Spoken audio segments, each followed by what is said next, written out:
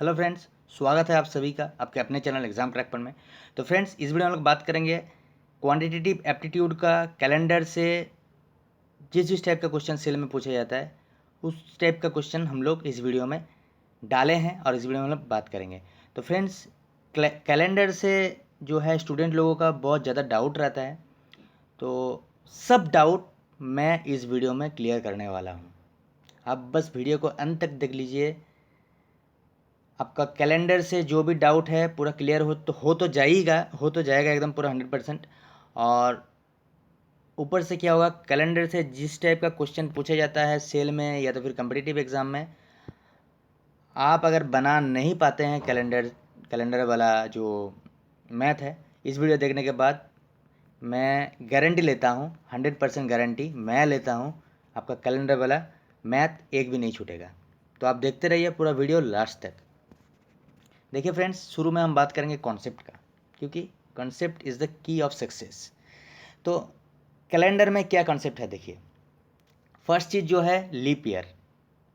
Leap year कैसे आप पता चलेगा कि ये वाला ईयर लीप ईयर है? तो फ्रेंड्स, कुछ नहीं करना है आपको, 4 से वो जो ईयर आपको देगा 4 से बस आपको डिवाइड करना है। अगर डिवाइड हो जाएगा divisible by 4, then it is called leap year. अगर डिविजिबल बाई 4 नहीं है तो it is not a leap year. जैसे मान लीजिए आपको दे दिया है 2000, मतलब 2000 साल जो है वो लीप ईयर था क्या, आपको पूछा गया है।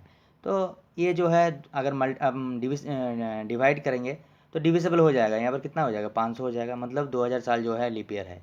अगर मान लीजिए 2001 दे दिया है तो ये डिविजिबल बाई 4 नहीं है, तो मतलब ये लीप ईयर नहीं है। ठीक है, तो मतलब कोई भी ईयर अगर 4 से डिविजिबल है then it is called leap year, अगर नहीं है तो नॉर्मल ईयर है। ठीक है, तो ये हो गया लीप ईयर वाला जो कंसेप्ट है। अभी हम बात करेंगे जो कैलेंडर से सबसे इम्पॉर्टेंट चीज़ है कैलेंडर में, काउंटिंग ऑफ ऑड डेज। इसी से आपका जो है मैथ बनता है। बहुत बढ़िया से समझिएगा, बहुत सीरियसली समझिएगा। ऑड डेज अगर, सॉरी यहाँ पर मैं ऑड ईयर लिख दिया हूँ, ऑड डेज होगा। ऑड डेज अगर आप काउंट करना सीख जाओगे तो फिर आपका एक भी मैथ रुकेगा नहीं, यहाँ पर पूरा बन ही जाएगा। ठीक है, ऑड डेज काउंट करना कुछ नहीं होता है फ्रेंड्स, 7 से डिवाइड करना होता है। तो 7 से डिवाइड करने के बाद जो आपका रिजल्ट होगा उसी को ऑड डेज बोलता है। सपोज मान लीजिए आपको यहाँ पर 63 दिया गया है। 63 में ऑड डेज फ्रेंड कितना होगा, 7 8 जा 56, 7 9 जा 63, मतलब 63 7 अगर हम यहाँ इसको डिवाइड करेंगे फ्रेंड्स तो पूरा एकदम 9 बन जाएगा, पूरा डिविजिबल हो जाएगा। तो इसमें ऑड डे जो है 0 हो जाएगा। अगर मान लीजिए आपको 50 दिया है तो आपको 50 को क्या करना है, 7 से डिवाइड करना है। 7 7 जा 49, तो जो रिमाइंडर होगा उसी को ऑड डे बोला जाएगा। यहाँ पर रिमाइंडर 1 है, मतलब नंबर ऑफ ऑड डेज होगा 1। ठीक है, अगर मान लीजिए यहाँ पर 46 दिया गया है तो आपको डिवाइड करना है 7 से। तो 7 से डिवाइड करने के बाद मैं यहाँ पर सॉरी बोल दिया हूँ कि जो रिज़ल्ट होगा, रिज़ल्ट नहीं होगा, जो रिमाइंडर होगा उसी को बोला जाएगा ऑड डे। तो जैसे 5 7 जा 35, 5 6 जा सॉरी 7 6 जा 42, 4, तो यहाँ पर नंबर ऑफ ऑड डेज होगा 4। ठीक है, तो जो रिमाइंडर होगा 7 से डिवाइड करने के बाद जो रिमाइंडर होगा वही हो जाएगा ऑड डे। ठीक है, आपको ऑड डे काउंट करना है। ये हो गया नॉर्मल, अगर डेज बोलेगा उसका ऑड डे। ईयर का ऑड डे कैसे काउंट किया जाता है, देखिए। ऑर्डिनरी ईयर जो होता है, मैं यहाँ पर OY लिख रहा हूँ, मतलब ऑर्डिनरी ईयर का जो ऑड डे होता है वो 1 होता है, क्योंकि उसमें जो है 365 डेज होता है। 365 डेज होता है, उसमें ऑड डे जो है 1 होता है। अगर ईयर लीप ईयर रहेगा तो उसमें ऑड डे जो है 2 हो जाएगा। लीप ईयर में LY मतलब लीप ईयर में ऑड डेज 2 होता है, याद रखिएगा। और भी एक चीज़ आपको याद रखना है कि 100 साल में ऑड डे कितना होता है। तो फ्रेंड्स, 100 साल में ऑड डे 5 ऑड डे होता है, 5। ठीक है, तो 200 साल में फ्रेंड्स कितना होगा, आप मेरे को बताइए। 200 साल में कितना होगा ऑड डे? 100 साल में अगर 5 होगा तो 200 साल में 10 होना चाहिए, लेकिन ऑड डे जो है 7 से कम होता है। तो 10 को अगर आप डिवाइड करोगे 7 से तो 7 1 जा 7, रिमाइंडर कितना होगा फ्रेंड्स, 3 होगा। मतलब 200 साल में जो आपका ऑड डे है वो 3 हो जाएगा। ठीक है, तो आपको अगर आप अगर याद रखिएगा 100 साल में 5 ऑड डे होता है, वो काफ़ी है, और कुछ भी याद रखने का ज़रूरत नहीं है, बाकी सब निकल जाएगा। ठीक है, तो आपको बस यही याद रखना है, यही कंसेप्ट है। इसी कंसेप्ट से हम आगे बढ़ेंगे और पूरा का पूरा सवाल जो है उसको सॉल्व करेंगे, आपसे करवाएंगे भी। ठीक है, तो देखिए फर्स्ट क्वेश्चन जो है, which of the following is not a leap year. निम्नलिखित में से कौन सा ईयर जो है लीप ईयर नहीं है। देखिए फ्रेंड्स, 2000 का मैं दिखाया अभी, 2000 जो है डिविजिबल बाई 4 मतलब ये लीप ईयर है। 2008 डिविजिबल बाई 4 ये भी लीप ईयर है।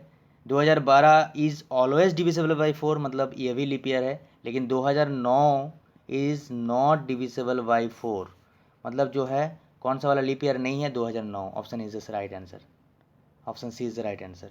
ठीक है, नेक्स्ट हम आगे बढ़ेंगे।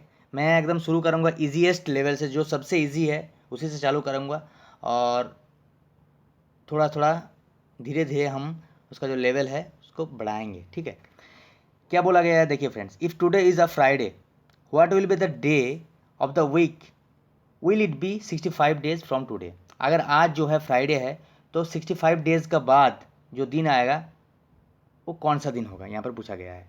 तो फ्रेंड्स देखिए, आपको एक चीज़ बहुत बढ़िया से मैं समझा दिया हूँ ऑलरेडी। आपको काउंट ऑड डे काउंट करना पड़ेगा। 65 डेज़ में टोटल ऑड डे कितना होता है आपको थोड़ा देखना पड़ेगा। 7 से अगर मल्टीप्लाई करोगे आप, 7 9 जा 63 मतलब 2 बच गया, तो ऑड डे जो है 2 हो गया। ठीक है, मतलब आज अगर फ्राइडे है तो आज से 65 डेज़ बाद जो दिन आएगा, 65 डेज़ फ्रॉम टुडे जो दिन आएगा वो क्या होगा, फ्राइडे का साथ 2 ऐड करके जो दिन होगा वही दिन होगा, क्योंकि यहाँ पर जो है ऑड डे 2 आया है। तो फ्राइडे का साथ अगर 1 ऐड करेंगे तो सैटरडे होगा, तो यहाँ पर 2 ऐड करने के लिए बोला है, मतलब जो हो जाएगा संडे। मतलब इसका जो राइट आंसर हो जाएगा संडे। देखिए कितना जल्दी बन गया। आपको बस ऑड डे काउंट करना है, 7 से आपको डिवाइड करना है, जो रिमाइंडर होगा वही ऑड डे होगा, उसका हिसाब से आपको करना है। फ्राइडे के साथ जो दो जोड़ दीजिए तो संडे हो गया। अगर आपको मान लीजिए पूछता 66 डे 65 की जगह, तो यहाँ पर आपका जो ऑड डे है 3 आ जाता। अब फ्राइडे के साथ आपको 3 जोड़ना पड़ता, और 3 अगर जोड़ दे तो मंडे हो जाता, मंडे हो जाता है आंसर। ठीक है, तो ऐसा क्वेश्चन पूछा जाता है सेल में। तो आप बहुत बढ़िया से इसको समझ लीजिए, बहुत ईजी है, लेकिन बहुत सारा आदमी को पता नहीं रहता है, बहुत सारे स्टूडेंट को पता नहीं रहता है, इसीलिए वो लोग छोड़ देता है, अटेंड नहीं कर पाता है। तो फ्रेंड्स नेक्स्ट क्वेश्चन है, 26 जनवरी 1950 में कौन सा दिन था। तो देखिए आपको ऑड डे काउंट करना पड़ेगा। जैसा मैंने बताया कि 100 साल में जो है ऑड डे 5 रहता है, तो 200 साल में कितना हो जाएगा, 200 साल में फ्रेंड्स 5 इंटू 2 मतलब 10, लेकिन ऑड डे जो है 7 से ज़्यादा नहीं होता है। तो 10 को अगर हम डिवाइड करेंगे 7 से तो रिमाइंडर हो जाए 7 हो जाए 7, रिमाइंडर हो जाएगा 3, मतलब 200 साल में आपका जो ऑड डे है वो 3 हो जाएगा।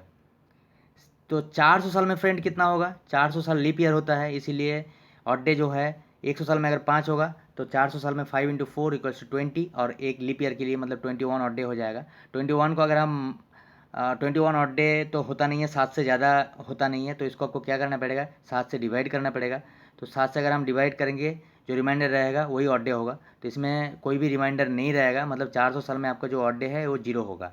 ठीक है, तो याद रखिएगा 400 साल में 0 ऑड डे होगा, यही आपको याद रखना है। तो 1950 में हम 1950 जो साल है उसका ऑड डे पहले हम काउंट करेंगे, उसके बाद जो है 26 जनवरी का ऑड डे काउंट करेंगे, तो फिर मेरा आंसर जो है बन जाएगा। तो इसको हम थोड़ा सा डिवाइड कर ले रहे हैं, 1600 प्लस 200 प्लस 100 प्लस 50।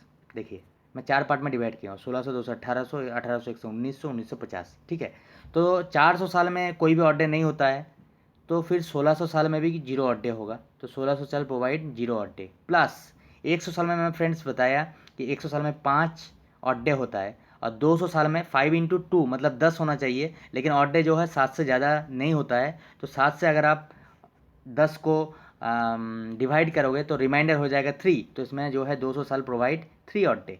ठीक है, और 100 साल में ऑलरेडी आप लोगों को पता है, मैं बता चुका हूँ, 100 साल में जो है 5 ऑड डे रहता है। ठीक है, अभी आपको काउंट करना है 50 में, तो 7 7 जा 59, सॉरी 7 7 जा 49, तो 50 को अगर आप 50 साल में कितना वो होगा ऑड डे होगा, आपको काउंट करने के लिए क्या करना पड़ेगा फ्रेंड्स, 50 साल में टोटल ऑड डे होता है कितना, वो देखना पड़ेगा कि लीप ईयर कितना होता है और ऑर्डिनरी इतना ईयर कितना होता है। तो 50 को अगर आप डिवाइड करोगे 4 से तो कितना हो जाएगा 12। तो मतलब 12 जो है लीप ईयर होता है और 38 ऑर्डिनरी ईयर होता है। तो 12 लीप ईयर के लिए 12 इंटू 2, क्योंकि एक लीप ईयर के लिए 2 ऑड डे होता है, तो 12 लीप ईयर के लिए 12 into 2 equal to 24 odd day होता है, और 38 ऑर्डिनरी ईयर के लिए 38 ऑड डे होता है। टोटल कुल मिला के 62 ऑड डे। ठीक है, तो 62 को हम, 62 ऑड डे तो होता नहीं है, 7 से ज़्यादा, इसको आपको मल्टीप्लाई करना पड़ेगा। 7 8 56, तो 62 मतलब 6 ऑड डे, 7 से मल्टीप्लाई करके जो रिमाइंडर हो जाएगा वो 6 हो जाएगा। तो टोटल 1950 में ऑड डे कितना हो जाएगा, 3 + 5 + 6 मतलब 14। 14 मतलब 0, क्योंकि 7 से अगर हम मल्टीप्लाई करेंगे तो कोई भी ऑड डे नहीं रहेगा। तो अभी आपको देखना पड़ेगा 26 जन कितना ऑड डे होता है। 1950 से 0 हो गया, 26 जनवरी, इसको अगर हम डिवाइड करेंगे 7 से तो 7 3 जा 21 मतलब 5। ठीक है, मतलब 5। तो 26 जनवरी कौन सा दिन होगा वो पूछा गया है। 26 जनवरी कौन सा दिन होगा, मतलब आपको जो है 26 जनवरी से 26 जनवरी काउंट नहीं करना है, 25 जनवरी काउंट करना है। तो 25 का अगर हम निकालेंगे कितना ऑड डे होगा, 7 3 जा 21, जो रिमाइंडर हो जाएगा 4, मतलब टोटल जो है आपका ऑड डे 4 ऑड डे हो जाएगा। ठीक है, तो 4 ऑड डे अगर हो जाएगा फ्रेंड्स, तो कौन सा दिन होगा ऐसे, ये कैसे आप निकालेंगे। 0 मतलब संडे, 1 मतलब मंडे, 2 मतलब ट्यूसडे, 3 मतलब वेडनेसडे, 4 मतलब थर्सडे। तो मतलब 26 जनवरी 1950 जो दिन होगा वो हो जाएगा थर्सडे, THURSDAY। आई होप आप समझ गए होंगे, इस टाइप का भी मैथ आता है। 26 जनवरी 1950 ही जनरली बार बार पूछा जाता है, पता नहीं क्यों। तो यह आप याद रख लीजिए कि थर्सडे होता है, आपको बनाना नहीं पड़ेगा, ऑटोमेटिकली हो जाएगा। नेक्स्ट पूछा गया, इस टाइप का भी आता है, which 2 month in a year have same calendar. कौन सा 2 महीना का जो कैलेंडर होता है वो सेम होता है। तो फ्रेंड्स देखिए, एक चीज़ याद रखिएगा, दो महीने का बीच में जो टाइम पीरियड होता है ना, वो टाइम पीरियड अगर डिविजिबल बाई 7 है तो आपका जो है सेम कैलेंडर होगा।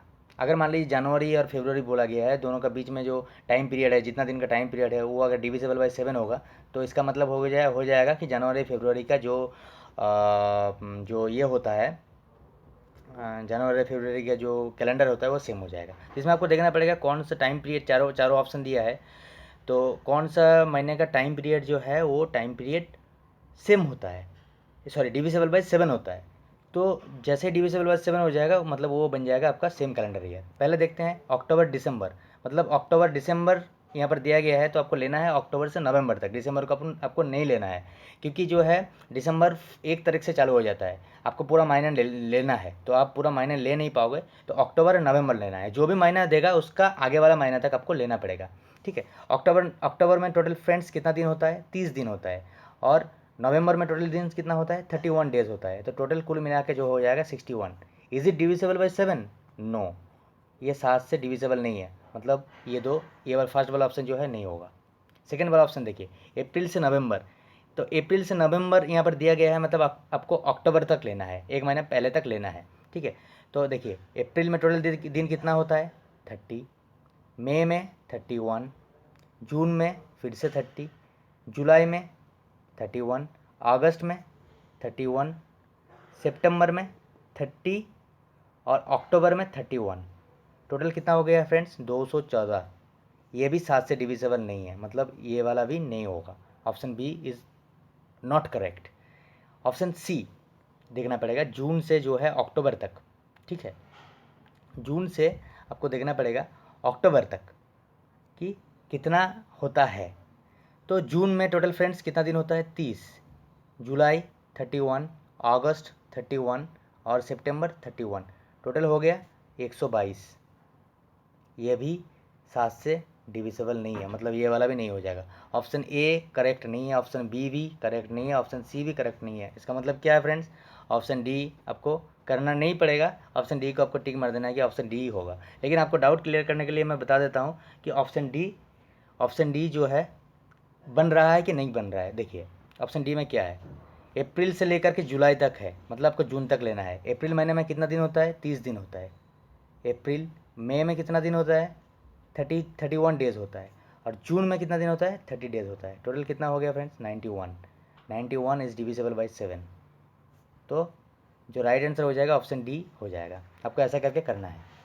तो फिलहाल वीडियो इतना तक है फ्रेंड्स, फिर मिलेंगे नेक्स्ट वीडियो में। आई होप ये वीडियो आपको पसंद आया है, और अगर वीडियो पसंद आया है तो लाइक करिए, कमेंट करिए, शेयर करिए ये वीडियो को। और आप अगर सब्सक्राइब नहीं किए हैं चैनल को तो अभी सब्सक्राइब कर लीजिए। Latest video job related notification सबसे पहले देखने के लिए बेल आइकन को दबा दीजिए सब्सक्राइब करके, ताकि उसमें आपको नोटिफिकेशन मिलता रहेगा और आप अपडेट होते जाओगे। और thank you friends, thanks for watching. जय हिंद।